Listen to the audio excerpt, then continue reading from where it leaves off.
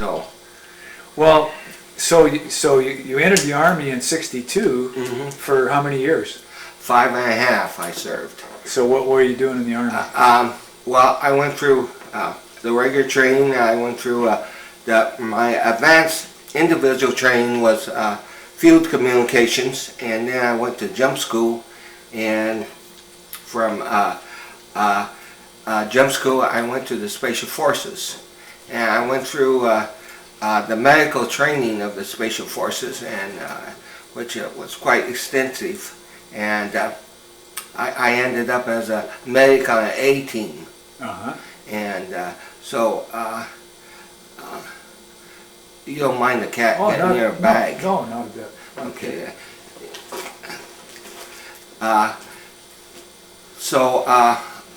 When we went over Vietnam, it was in '64.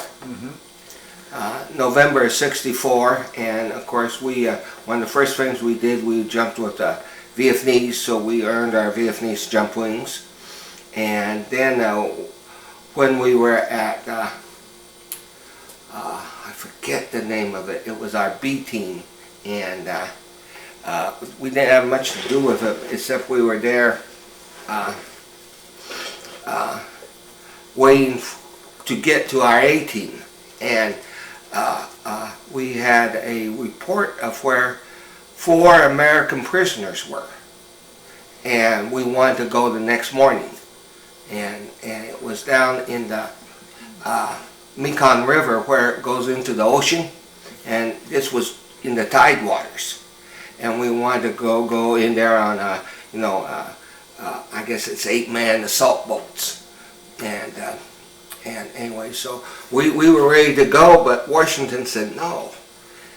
And it got up to Washington when we weren't sure quite how it got there. But it was always a big argument between the big army and the Special Forces, how things were done and so on and so forth. And the big army won most of the time. And I think you know what I mean by the big army. Like the division size. Yeah. And they didn't think A team could do anything, because we were 12 men. Yeah. And so anyway, we were. They held us up for, I guess it was 4 days, and one of the days they took a reconnaissance airplane to fly over it, and our informant just went crazy. He said, "Oh no, they're gone now."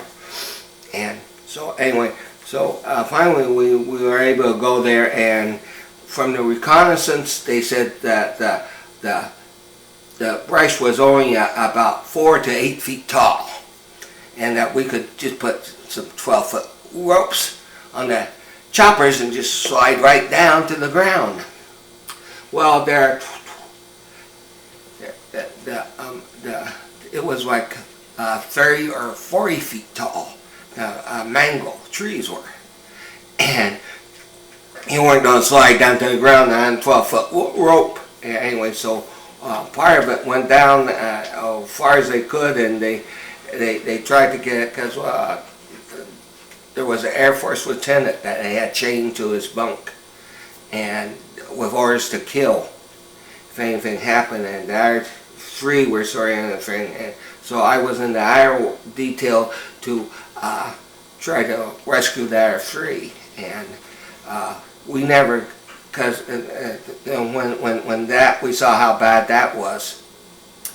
In fact, we were the South Vietnamese choppers put down heavy tear gas, which was against the Geneva Convention, of course.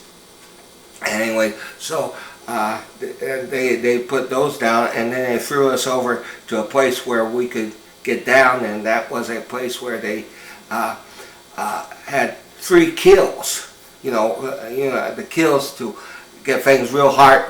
They were working with metal, and anyway, they sprayed that with Agent Purple.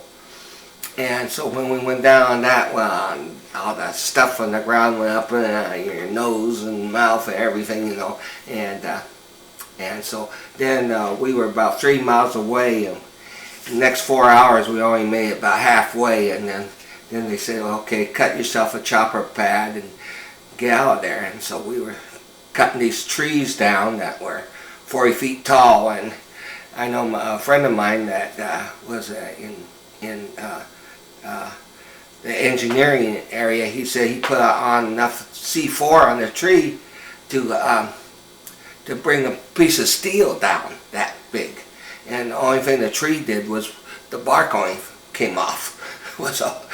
So we had a real tough time. Of course, I had a little survival knife that I was using to cut things down as much as I could, and I remember the big blisters I had on both hands and whatever. But we did, and on that, I was required to carry a litter for one of the guys, and they said, and make sure you have something to carry that or two with. And they just left with me, and so the only thing I could figure out is get 2 hammocks and put around my waist, and and put them in my shirt in to hold them there, and you could build a litter out of the hammock. Sure. And so that was some tough trying to go through a forest. There was really tough there because you were in the tidewaters, and you could sink down to your waist in the mud, and the trees you couldn't walk on or anything because they were so slick. But even one this big would hold you up, and they were slanted down, and so you just slid down those things, and it was real tough going through there. But we made out that day, and I remember my team sergeant said, okay, you earned your combat medical badge that day, and I thought, well, boy, I want to get those guys out there and earn a badge. Yeah. So that was before we got our camp, and then we got a camp at Don Fook, and I remember the first week I was there, I had 4 old people that had pneumonia, and so I hooked them up with IVs and full of penicillin and everything to fight much I could, and all 4 of them died. And I thought, wow, maybe I'm not in the right field. But later on I was told that wasn't all uncommon because they were so far gone anyway that I just got to them just before they died. Yeah. So anyway, that was sort of one little experience I had there, and so. So how long were you in Vietnam? About 10 months. And after we were there, there was a paved highway, a 2-lane paved highway that came down to this river called Kai Kai, and the river went directly towards Saigon from where we were. And so they were shipping, they didn't take a genius to figure out they were shipping a lot of things down the river then. And so we went over and built the Camp Kai Kai right on that river. And we got shot at or mortared almost every day. And if there was 2 days went by that we weren't, we knew that it was a major attack coming. And I went through 3 of those. And it seemed like they worried. The first one was worried. Our weapons sergeant was there, and he saw them lining the soldiers up with flashlights. So he went over and turned his mortars there and started firing mortars on them, and that just broke up that one. But it was things like that. At one time it was raining so bad that we couldn't fire our motors because the tube would get too much water in to fire. And but we could see rockets. They would fire at rockets, and it looked like telephone poles going by over your heads. And I remember that real good, because I figured if they ever got those things down a little bit, we were in a big hurt. Yeah. Yeah. So, it was, Kai Kai was a really interesting camp to be on. And, cause we were always getting shot at it was in what was called a wild rice country.